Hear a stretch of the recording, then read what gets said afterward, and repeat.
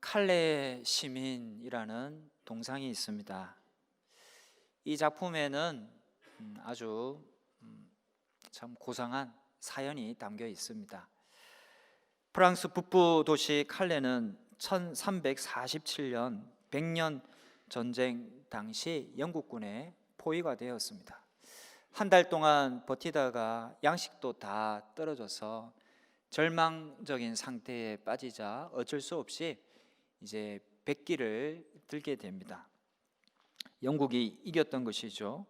당시 영국 왕 에드워드 3세는 칼레 시민들에게 칼레의 시민들을 하나도 남김없이 죽이겠다라고 했습니다. 그 소식을 듣고 많은 칼레 시민들이 사절단을 보내어서 영국 왕에게 간청을 하게 됩니다. 제발 목숨만은 살려 달라고 했습니다. 완고했던 영국 왕이 거듭된 간청에 마음을 돌이켜서 그러면 좋다, 시민들의 목숨은 보장하겠다라고 했습니다. 한데 한 가지 조건을 내걸었습니다.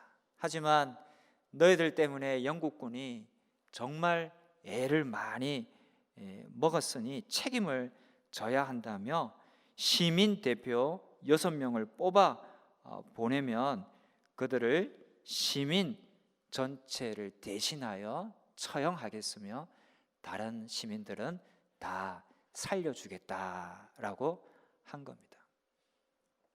칼레 시민들은 기뻐할 수도 또 슬퍼할 수도 없었습니다. 누군가가 6명이 그들을 대신해 죽어야만 했기 때문입니다. 그때 용감하게 나선 6명이 있었습니다. 다 그 도시의 핵심 인물이며 다 유력자들이었습니다. 칼레에서 가장 부자인 위스타슈 생 피에르라는 사람이 가장 먼저 자원했습니다. 내가 희생하겠다. 그러자 그 뒤로 그 도시의 시장도 나서게 되었고 또 다른 유력자 6명이 나서서 대신 죽겠다고 나오게 되었습니다. 이제 처형하려던 마지막 순간 이제 영국 왕 에드워드 3세가 이제 명령을 내리게 되었는데 당시 임신 중이었던 그 왕비가 간청을 하게 되었습니다. 너무 불쌍하다. 이들 좀 살려달라. 이들이야말로 정말 의인이다. 그렇게 살리면 좋겠다. 그 왕비의 말을 듣고 이 왕의 마음도 감동이 되었어요. 그래서 그 6명도 결국 다 살려주게 됩니다. 목숨을 건 용기가 적의 수장까지 감복시켰던 것이죠. 550년이 지난 1895년 칼레 씨는 조각가 로댕에게 그 용감한 6명의 동상을 세워달라고 했습니다. 그리하여 로댕에 의해 저 작품이 탄생하게 되었고 오늘날에도 저 작품이 서 있게 되었습니다. 물론 저 사람들은 당시에는 죽지 않았지만 이후에 또 다 죽었겠죠. 그들은 다 사라졌습니다. 하지만 그들이 보여준 희생 또 섬김, 그 모습과 그 정신은 죽지 않았습니다. 여전히 무사람들의 마음속에 살아 꿈틀거리고 있습니다. 오늘 예수님은 바로 그 이야기를 미라를 통해 우리에게 전하고 있습니다. 예수님은 십자가에 달리시기 전 마지막 6월절을 맞이하여 나사로의 마을 베다니에서 예루살렘으로 올라가십니다. 그때 벌어졌던 유명한 사건이 있죠. 요한복음 12장 14절 이하에 나온 대로 예수님께서 어린 나귀를 타고 예루살렘 성에 입성하신 겁니다. 명절에 예루살렘에는 수많은 사람들이 모여 있었는데 이때까지만 해도 다 한호성을 지르며 예수님을 환대했습니다. 그들의 손에는 종려나무 가지가 들려져 있었습니다. 종려나무 가지는 승리와 번영을 상징하는 것으로 이것을 흔드는 것은 왕이나 개선 장군에 대한 경의의 표시가 되었습니다. 이때 유대인들도 많이 모여 있었지만 여기에는 이제 헬라인도 포함되어 있었어요. 당시 여러 지역에 흩어져 있던 디아스포라 유대인도 있었고 또 헬라 문화 지역의 사람들이 복음을 듣고 개종하여서 예수를 믿게 된 사람도 있었습니다. 그들 중 몇이 이 예루살렘에 와 있었던 겁니다. 그들이 예수님을 좀 뵙고 싶었어요. 그래서 먼저 누구에게 말합니까? 본문 21절에 보면 빌립에게 가서 요청을 하게 됩니다. 그러자 빌립은 22절 보시면 안드레에게 가서, 이 안드레가 보면 중재 역할을 아주 잘한 사람입니다. 오병이어 기적 사건에 이 하나의 그 오병이어 음식물을 예수님께 전한 것도 이 안드레였습니다. 그래서 빌립도 안드레를 좀 신뢰를 했던 것 같아요. 안드레에게 말을 전했고 안드레와 빌립이 함께 예수님께 이런 요청이 있다고 여쭙게 됩니다. 그때 예수님께서 하신 말씀이 본문 23절입니다. 예수께서 대답하여 이르시되 인자가 영광을 얻을 때가 왔도다 라고 하셨습니다.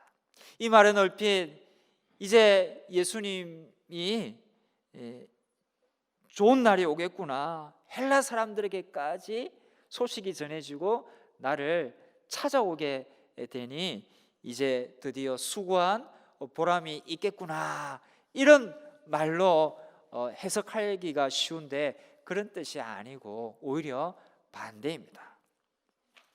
이 말씀은 이제 죽을 때가 되었다라는 뜻입니다.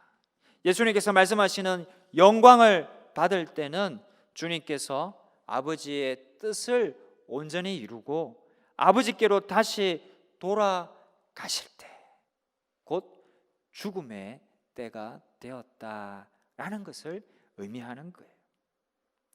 헬라 사람들이 뵙기를 청한다는 빌립과 안드레의 말을 전해 들으시면서 주님은 제자들에게 자신의 죽음에 대해서 이야기하셨던 겁니다. 그리고 그것을 좀 더 구체적으로 이후 구절에서 말씀하시게 됩니다. 특별히 24절 유명한 말씀이 나오죠. 자신의 죽음을 미랄로 비유로 들어 설명하신 거예요. 우리 24절 같이 읽으시겠습니다. 내가 진실로 진실로 너에게 이르노니 한 알의 밀이 땅에 떨어져 죽지 아니하면 한 알 그대로 있고 죽으면 많은 열매를 맺느니라. 아멘. 예수님은 자신의 죽음을 한 알에 썩어가는 밀알로 비유해서 말씀해 주신 겁니다. 그리고 그 말씀을 하시면서 진실로 진실로 너에게 이르노니라고 했습니다. 진실로 진실로, 이건 참이다, 이건 만고불변의 진리다라는 것입니다. 여러분, 씨앗이 썩으면 열매를 맺는 겁니다. 뭔가 열매를 맺을 때에는 반드시 그 이전에 썩은 일이 있기 때문입니다. 그래서 열매가 열리게 되는 겁니다. 이것은요, 예외가 없는 절대 불변의 법칙이요, 진리입니다. 성도 여러분, 씨앗은요, 모름지기 썩어서 열매로 이어져야지, 그 씨앗이 썩지 않고 그냥 보기 좋다고 그대로 남아있으면 그게 무슨 소용이 있으며 그 무슨 안타까운 일이겠습니까? 그대로 있으면 수많은 열매가 사라지는 겁니다. 그건 정말 안타까운 일인 겁니다. 하지만 썩으면 예수님 말씀하신 대로 수많은 이루 헤아릴 수 없는 풍성한 열매를 맺게 되는 것입니다. 여러분, 우리도 열매 맺는 인생 되어야 합니다. 그래서 이 한 목숨 왔다가 사라지는, 아무 남긴 것 없이 사라지는 그런 인생이 아니라 이 한 목숨 이 세상 살 동안에 나로 인해 수많은 열매가 맺어지는 그런 인생을 살다가 우리는 가야 될 것입니다. 열매 맺는 인생을 위해서 우리도 한 알에 썩는 밀알이 되는 그런 밀알 신앙을 지녀야 할 것입니다. 밀알 신앙이란 무엇일까요? 그것은 첫 번째로 전도와 선교에 힘쓰는 겁니다. 씨앗 하나를 심으면 거기서 많은 열매가 열리듯 복음의 씨앗은 수많은 열매를 낳게 됩니다. 이 복음을 전하는 사명을 우리는 이탓 저탓, 이 핑계 저 핑계 될 것이 아니라 기회가 되든 되지 않든 전하려고 애를 써야 될 것입니다. 예수님은 우리를 위하여 밀알이 되셔서 우리 모든 사람들을 살려주셨습니다. 우리 구원의 주, 영생의 주가 되어 주셨습니다. 뿐만이 아닙니다. 과거 주님을 따르는 수많은 제자들이 일어나서 예수님을 따라 살다가 그 중에는 순교도 하여서 수많은 생명의 열매를 거두게 되었습니다. 이 땅에도요, 수많은 순교자들의 피가 뿌려져 있습니다. 우리는 그거 기억해야 될 것입니다. 그들은 모두 자기를 부인하며 주님을 따라 순교하신 분들입니다.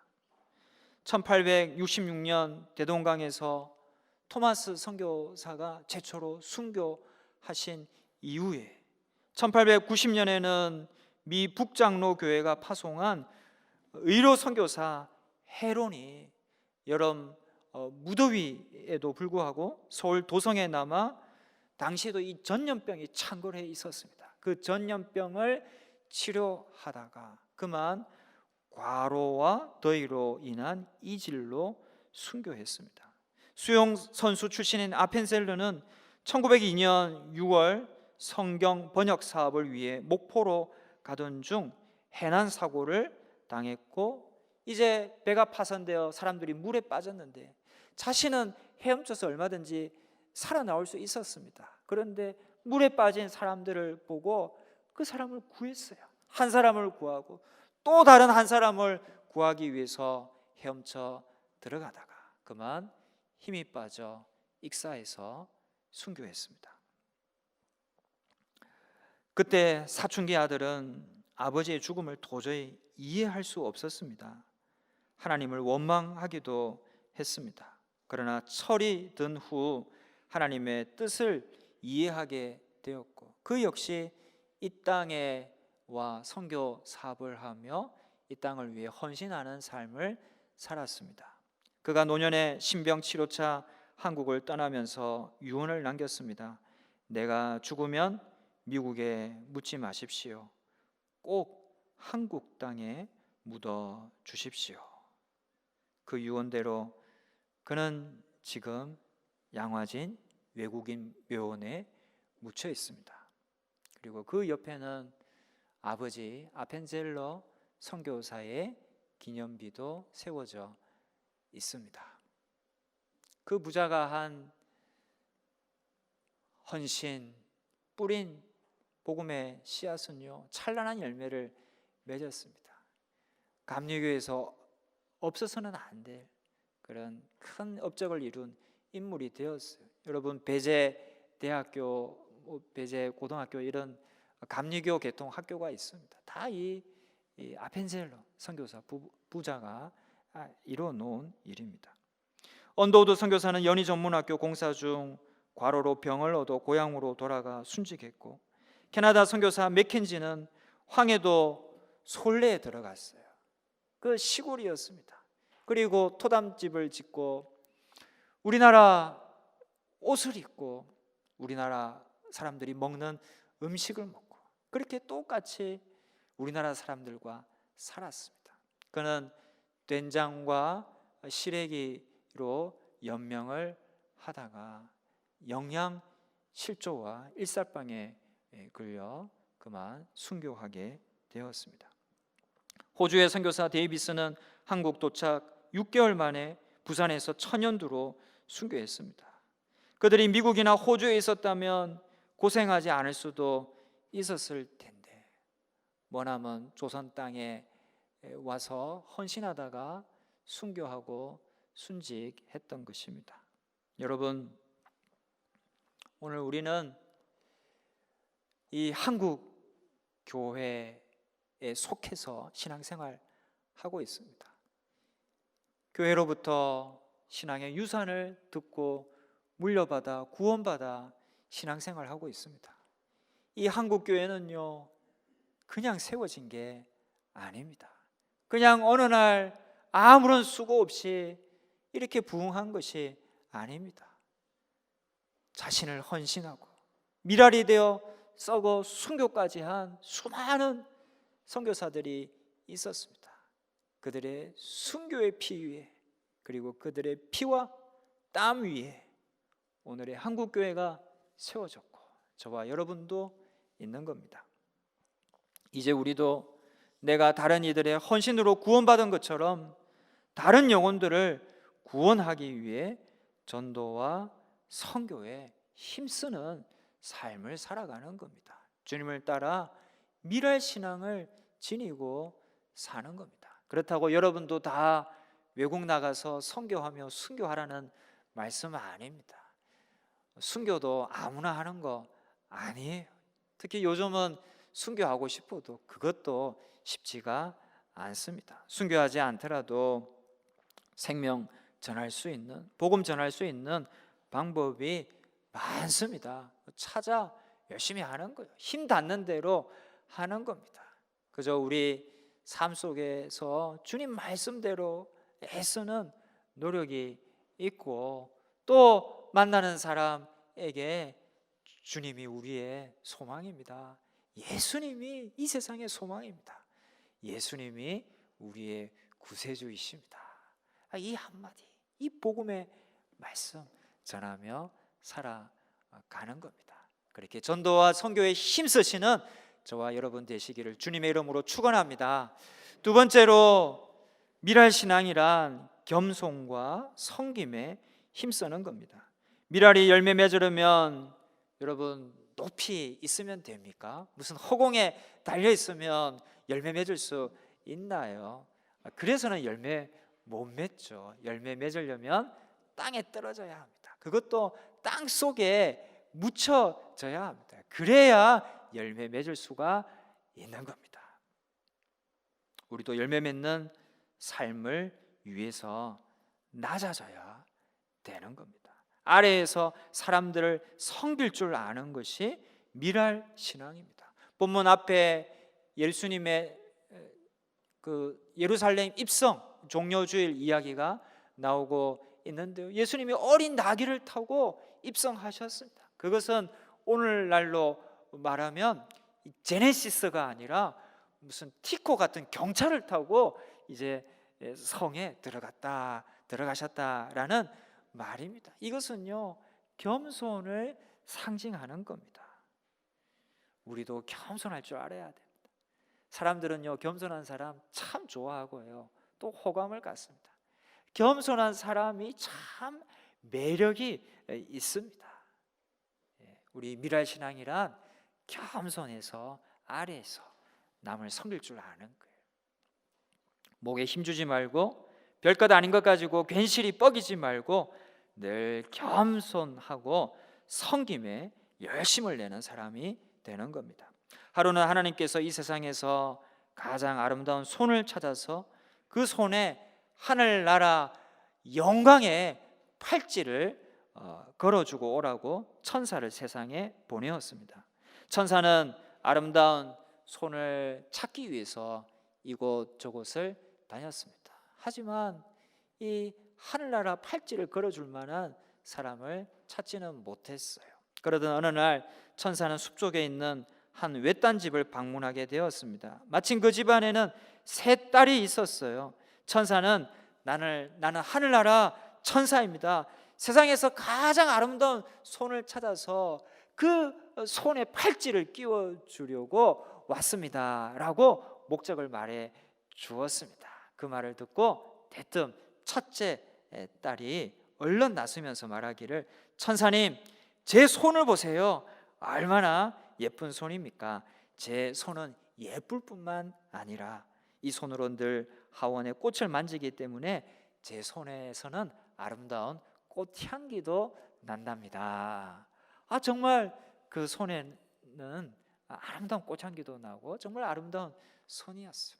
그러자 둘째 딸이 질세라, 천사님, 제 손도 봐주세요. 얼마나 깨끗한 손입니까? 저는 제 손에 먼지만 묻어도 흐르는 물에 손을 깨끗이 씻어서 늘 깨끗하고 고운 손을 간직한답니다. 천사가 보니 정말로 곱고 깨끗하였습니다. 이제 셋째 딸이 말할 차례가 되었습니다. 그런데 이 셋째 딸은 아무런 말도 하지 않고 다소곳이 한자리에 서 있기만 했어요. 그래서 천사가 의아스럽게 생각하면서 셋째 딸에게 다가가서 물었습니다. 아니, 자매님, 왜 자매님은 아무 말이 없으십니까? 그러자 셋째 딸은 얼굴을 붉히면서 말하기를, 천사님, 제 손은 너무 보잘것없기 때문에 천사님에게 보여드리기가 민망스럽습니다. 저는 날마다 이런저런 허드렛 일을 하기 때문에 손이 너무 거칠어졌어요. 그래서 별로 보여줄 게 없습니다. 그 말을 듣던 천사의 얼굴이 갑자기 환해졌습니다. 그러더니 그 천사는 얼른 자기가 가지고 온 하늘나라의 팔찌를 꺼내서 그 셋째 딸의 손목에 걸어주면서 다른 사람을 위해서 자기를 희생하며 섬기는 손이야말로 세상에서 가장 아름다운 손이랍니다 라고 말해 주었습니다. 그렇습니다. 여러분, 흠없고 티 없는 손이 아름답고 고운 손이 아닙니다. 세상에서는 그런 손이 있으면 자랑할 수 있겠죠. 그래야 몇십 년입니다. 하늘나라에서는 오히려 부끄러운 손이 되고 말 것입니다. 하늘나라에서 참으로 고운 손, 아름다운 손은요, 이 섬김의 손인 것입니다. 주님은 썩어지는 미랄로 죽기까지 우리를 섬기셨습니다. 그랬더니 오순절 성령 강림 사건이 일어나고 수많은 제자들이 일어나 복음을 전했습니다. 그래서 주님의 그 하늘에 썩어지는 미랄로 말미암은 퍼뜨려진 그 복음이 지금 유대와 사마리아와 또 유럽, 로마, 또 아메리카, 아시아, 아프리카까지 온 세계 만방에 그 복음이 퍼지게 되었습니다. 수많은 열매가 열렸습니다.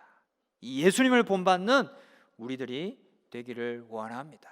그러면 우리들을 통하여서도 30배, 60배, 100배의 열매가 열리게 될 줄로 믿습니다.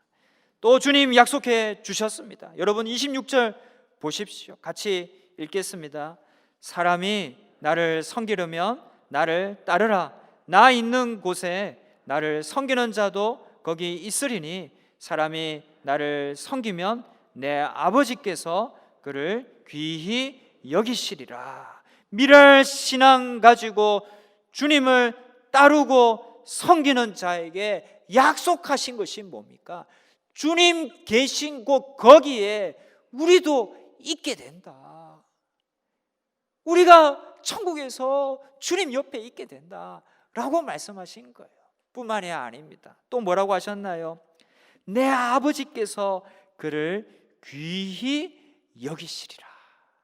아버지 하나님이 그렇게 미랄신앙 가지고 주님을 따라간 자를 귀히 여겨주신다 약속해 주셨습니다.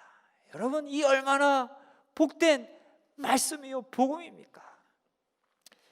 미랄신앙이 복입니다. 그것이 구원입니다. 그것이 영생인 것입니다. 우리가 생명을 가지고 있습니까? 이것은 누군가가 나를 위해 썩었기 때문임을 명심합시다. 그리고 우리도 누군가의 풍성한 생명을 위해서 기꺼이 썩는 자가 되어야 할 것입니다. 그렇게 썩으면 끝난다고 생각하기 쉽지만 끝이 아닙니다. 맺어지는 열매를 통해서 계속 사는 겁니다. 그 열매를 통해 나의 생명도 죽지 않고 지속되는 겁니다.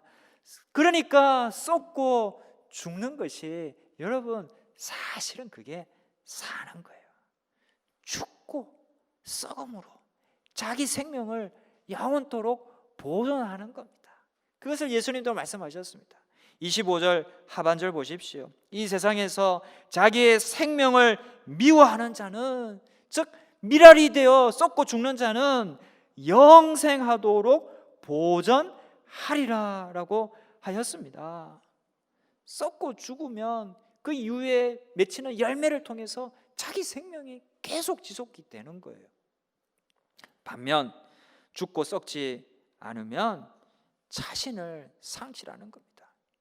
수많은 열매를 통해서 이어질 수 있는 자기의 생명을 파괴하는 일이, 상실하는 일이 되는 겁니다.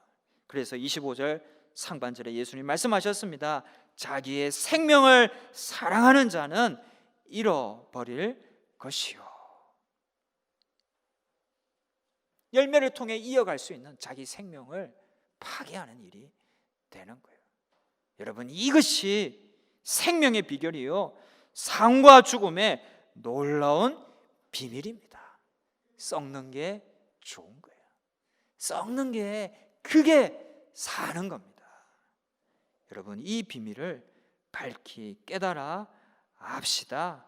그래서 썩어서 영원한 생명 얻게 될 것을 바라보며 하늘에 썩어가는 미랄이 되는, 씨알이 되는 그런 미랄 신앙으로 전도와 선교의 삶, 또 겸손히 섬김의 삶 살아가는 저와 여러분 다 되시기를 주님의 이름으로 축원합니다. 기도하겠습니다.